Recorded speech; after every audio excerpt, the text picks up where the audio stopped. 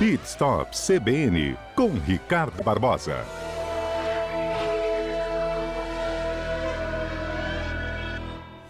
Bom dia, Ricardo. Bom dia, Patrícia. Bom dia, nossos ouvintes. Então, vamos falar sobre aquelas dúvidas mais comuns de mercado automotivo. Eu estou sabendo que vários ouvintes deixaram perguntas aí para você também, né?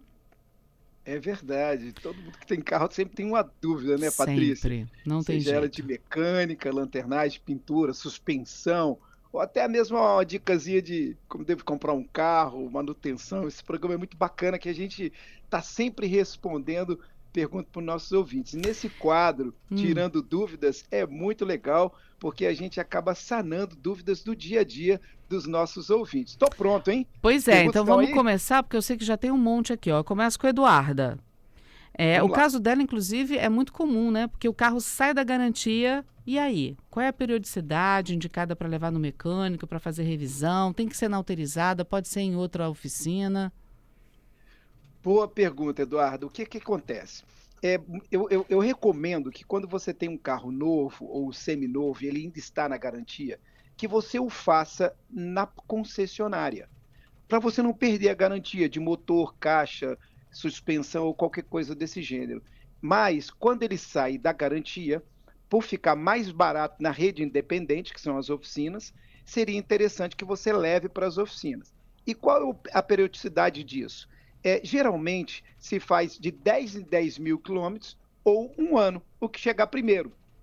Às vezes, você anda pouco com o carro, Eduarda, e o que vai chegar primeiro vai ser um ano e não os 10 mil quilômetros. Mas, em média, a regra é essa: de 10 em 10 mil quilômetros, os carros precisam ser levados para fazer a manutenção. Eu sou do tempo que o carro começava de 1.000 quilômetros, tinha que fazer revisão, depois passava para 5 mil quilômetros. Agora não, esses carros, as revisões são de 10 em 10 mil quilômetros.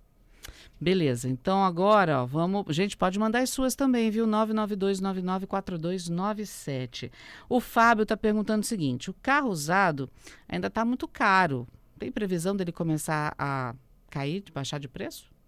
Boa pergunta. Olha, Patrícia, antigamente não, um tempo atrás, é coisa de um ano e pouco, 2 anos atrás, o carro subiu 30%, o carro usado.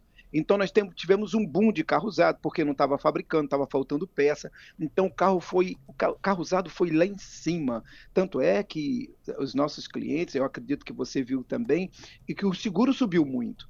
A franquia subiu muito, tudo ficou muito caro em relação aos carros, porque faltou carro no mercado.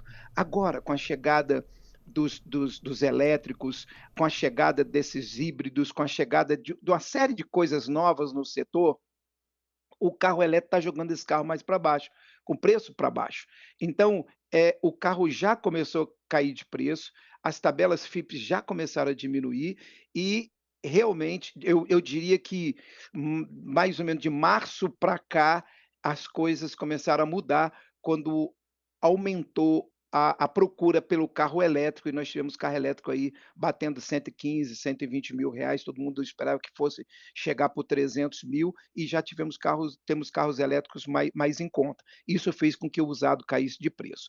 O mercado do usado está muito aquecido, mas os preços já reduziram. Talvez seja uma hora boa, Fábio, para você trocar de carro.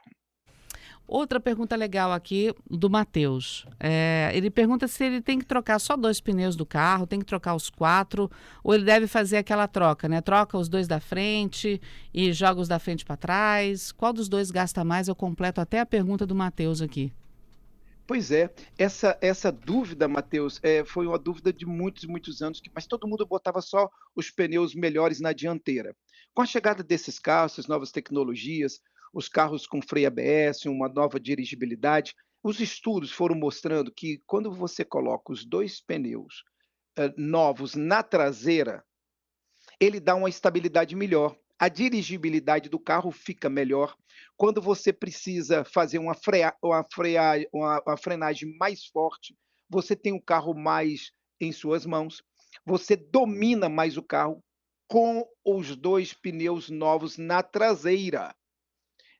Lá no meu tempo era na dianteira, mas os estudos vêm mostrando que esses pneus, você vai trocar só 2, Coloca os 2 melhores na traseira e escolhe ali o dos 4 qual está menos pior e coloque na dianteira. Você vai ter um carro mais firme, mais na sua mão, principalmente na hora de uma curva, uma derrapagem ou você precisar frear o carro, você vai na chuva, você vai sentir o carro mais estável com os pneus novos na traseira. Vamos lá então, ó. Continuando aqui, o Diego, ele está dizendo o seguinte: o meu carro tem freio ABS. Quando eu piso no freio com mais força, o pedal vibra. É normal ou defeito? Ih, Olha só, que medo. bacana. Isso acontece, várias pessoas me perguntam. O freio ABS, ele tem essa característica, Patrícia. Quando você vai fazer uma frenagem mais forte, você sente que o pedal ele faz um pequeno pulso para frente, para trás, para cima, para baixo, ele fica trabalhando. Isso é que o sistema de ABS está funcionando em 100%. Isso é normal. Você vai sentir essa vibração mesmo no pedal do freio. É sinal que o freio ABS está 100%. Então, Diego, fique tranquilo, não é defeito, é o sistema que está pulsionando, fazendo com que as rodas não travem. As rodas vão ter pequenas frenagens automáticas e muito rápidas, mas a roda não vai travar, fazendo com que o carro saia de traseira. Portanto, isso é normal, está funcionando bem o sistema de freio ABS do seu carro. Por favor, vibre, né? Vibre. É Olha isso aí, só, o Patrícia. Glauco mandou também, mas antes do Glauco, chegou uma pra gente aqui agora, fresquinha, do Augusto. Ele diz o seguinte: olha, o problema sobre as revisões, que foi a pergunta da Mariana, da Eduarda, perdão, que saiu da garantia, da Eduarda. Ele pergunta o seguinte, ele comenta, na verdade, né, o problema é que as concessionárias, em nome da garantia, vinculam revisões caríssimas, né, e muitas vezes ineficientes. Olha, caríssimas eu concordo.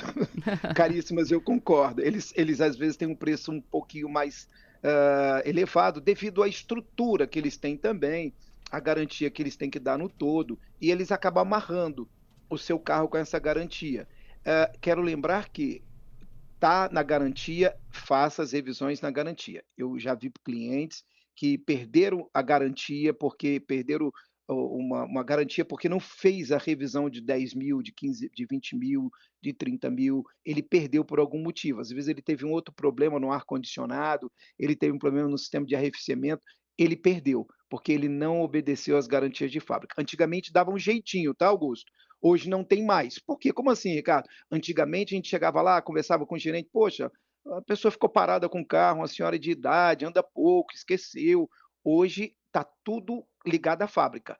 A fábrica tem a quilometragem do seu carro, ela tem o tempo, ela tem tudo isso determinado, então ela amarra isso. Então a concessionária ela não consegue mais dar aquele jeitinho, porque a manutenção, a fábrica não libera aquela peça. Então você Uhum. acaba perdendo a garantia. Então é muito importante que você o faça no tempo certo, 1 ano ou 10.000 quilômetros, ou 1 ano e 20.000 quilômetros, e aí sucessivamente. O Glauco está aqui dizendo, olha, com a gasolina mais cara, eu tenho andado com o carro na reserva e às vezes acabo esquecendo de abastecer. Isso pode danificar em alguma coisa? A gasolina subiu muito, né? Oxe. A gasolina tá cara demais da conta. E aí o que que acontece? As pessoas no dia a dia acabam esquecendo, como ele falou, ou acaba deixando na reserva. Qual é o problema, Glauco? É que lá dentro do tanque de combustível tem uma bomba, e essa bomba é uma bomba elétrica. E ela não pode funcionar puxando ar, ela tem que funcionar puxando combustível, porque ela aquece. Então, quando você está andando com o carro sempre na reserva, não só você, como a maioria, Muita aí no dia a gente. dia está esquecendo, e pô, vamos ver se dá, vou aproveitar até a última gota. E aí o que que acontece? Você acaba aquecendo a bomba, ela puxa muito ar, por sua vez, está numa ladeira, ela acaba forçando demais, ela queima. E aí o gasto é maior, porque você tem que desmontar ali, geralmente você tem que tirar o banco ou do assento traseiro, desmontar tudo, trocar a bomba ou fazer um reparo dela, e acaba sendo um serviço caro. Então, Glauco, fica atento. É melhor deixar. Chegou um quarto, vai lá e abastece. Chegou um quarto, vai e abastece. Ou então a luz acendeu de alerta, vai lá e abastece logo de imediato, para você não ter problema de ter que trocar essa bomba e gastar mais com esse serviço. Mariana, a dúvida da Mariana, uma vez você falou que eu fazia a mesma coisa que ela. Aí você falou uma vez que não Vamos pode, lá. eu parei. Ela disse o seguinte, olha, eu tenho o hábito de descansar o pé na embreagem. Meu marido já me alertou, mas tem algum problema nisso, Ricardo? Ah, tem problema sim. O que que Seu acontece? marido Esse tá pé certo, Mariana. vamos lá. Primeira coisa, seu marido está certo, ele já te alertou. E eu aqui vou também te alertar o seguinte: eu vou tentar ir no bolso, tá? Ver se eu conquisto aí e você tira esse pé da embreagem, esse pé esquerdo. O que que acontece? Você acaba descansando o seu pé na embreagem. E esse pé na embreagem, ele vai forçar o conjunto ali de platô, disco colar e platô de embreagem. Parece nada, essa pequena forçada, ou esse descanso do pé ali, você vai estar fazendo com que o disco ali ele esteja acionando o colar de embreagem. Vai gastar o sistema e você vai ter um prejuízo de forma precoce. Isto é, vai necessitar tirar a caixa ou o motor, dependendo do carro a gente tira a caixa, dependendo do carro a gente tira o motor, o que for mais fácil, para ter acesso ao conjunto de embreagem. Aí disco, colar e platô de embreagem. Não é barato, serviço aproximadamente de 2 dias em média. Tem pessoas que dois mecânicos, um mecânico tira um dia e entrega no mesmo dia, mas a média geralmente são 2 dias, e é um serviço aí, dependendo do carro, você gasta aí tranquilamente uns R$ 2.000. Uau. O meu não era nem descansar só não, sabe? Aquela coisa de você parar numa ladeirinha com o sinal fechado e você fica lá entre embreagem e acelerador para não ter que puxar o É, freio de mão. o Eu fazia fabricante muito agradece, isso. tá? É, pois O fabricante agradece a Patrícia, a Mariana, e aí tem que tomar cuidado. Então vamos melhorar esse hábito aí, descansar o pé ali no assoalho do carro, para você não ter problemas e acabar gastando mais aí no conjunto de embreagem, que não é barato. não, parei. Depois que você falou, eu parei geral. Legal. Olha lá, Luana aqui dizendo que tem uma filha pré-adolescente, enquanto ela dirige, enquanto a Luana dirige, ela gosta de colocar o pé no painel do carro, ali em cima do airbag. Tem problema, né? Muito. Olha só, o que que acontece, Luana? Você tem que dar a dica para sua filha que numa colisão, se o carro tiver acima de 34, 40 quilômetros, 35, o airbag já aciona. Então, dependendo do carro, que se torna muito sensível, uma batida mais forte na traseira, nessa velocidade daí para cima, tá? Alguns airbags já vão acionar, e se ela tiver com o pé ali, aquela perna dela, o pezinho dela vai no rosto dela. Então vai causar um problema muito maior, onde aquele airbag, por ela ser pequena, talvez o airbag só vai proteger, não vai deixar que ela bate o rostinho dela no painel, mas aquela perna, o pé, vai de contra ali, vai em cima do rosto, imagina. Então o impacto vai ser maior, vai quebrar a perna, vai danificar o joelho. Ó, tem vários assuntos sobre isso, dizendo do problema que é muito grave colocar o pé ali naquele local ali no painel. O que que acontece? A velocidade que explode ali, há uma explosão, e aquela bolsa se abre numa explosão muito grande, muito forte, muito rápida. Então, e não dá nem tempo da pessoa perceber. Quando percebeu, são 2 impactos, o da perna no rosto, ou do pé no rosto, ou ele batendo em outro local, enfim, o prejuízo é muito maior. Não pode colocar o pé no airbag, não pode descansar o pé, no painel. É problema, e problema muito sério se houver uma colisão frontal. Uhum. Temos um áudio aqui do Magno também fazendo pergunta para você. Vamos ouvir. Bom, de São Magno de Vila Velha. Eu queria saber sobre a autonomia do carro elétrico em km. Uma possível viagem de 500 quilômetros. Você poderia me falar sobre a autonomia do carro elétrico? E aí, Ricardo? Vamos lá, Magno. Depende muito do carro o elétrico que você possuir. Tem elétricos que cada fabricante está dando uma autonomia. O Inmetro entrou nessa conversa e fez um ajuste e diminuiu. A média hoje, nós estamos falando de 300 quilômetros. Tá? Eu quero fazer uma viagem de 500 quilômetros. Você tem que fazer um estudo, ver onde você vai parar para poder fazer realmente esse abastecimento. Você tem que recarregar o seu carro. Então, eu digo o seguinte, tem determinados carros que você não tem condições, se você for a Colatina, 140 quilômetros, você tem que chegar em Colatina e abastecer, Porque você vai rodar por lá, você vai estar usando o carro à noite, você vai estar jantando em um determinado local, e vai subir uma ladeira e tal. Tudo isso consome. Às vezes você está carregando o seu próprio celular, então tudo isso tem que ser estudado, porque nós não temos ainda autopostos distribuídos aí nas nossas BRs. Uhum. Então depende muito do carro que você tiver. Temos carros 100% elétrico que realmente consegue alcançar 500 quilômetros, Sim. mas vai depender muito do carro, não são todos. Para a gente encerrar, Ricardo, tem o Marcelo aqui dizendo o seguinte: você falou da vibração do freio ABS, né? Ele disse que ele Aham. sentiu essa vibração parecida com a do freio ABS, mas foi no acelerador, no final de semana passado. Aí ele ficou preocupado. Nunca tinha observado isso antes? Isso é defeito?